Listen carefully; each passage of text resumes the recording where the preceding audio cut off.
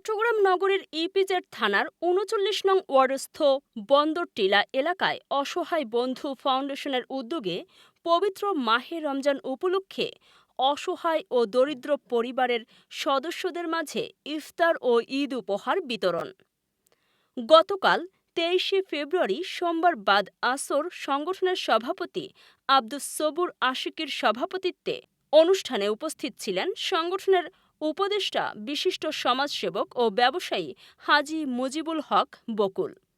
এ সময় আরও উপস্থিত ছিলেন বিশিষ্ট সমাজসেবক ও শিক্ষানুরাগী হাজী মোহাম্মদ বাহাদুর শাহ, স্থানীয় ক্রীড়া সংগঠক ও সাংবাদিক মোহাম্মদ বাবুল হোসেন বাবলা।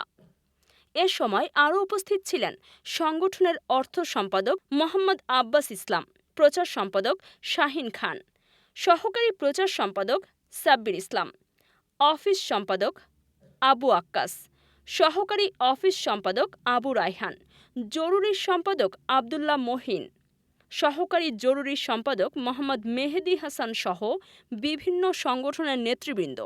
উপহার সামগ্রী বিতরণে অত্র এলাকার প্রায় শতাধিক পরিবারের মাঝে এই অসহায় বন্ধু ফাউন্ডেশনের সহায়তা প্রদান করা হয়েছে।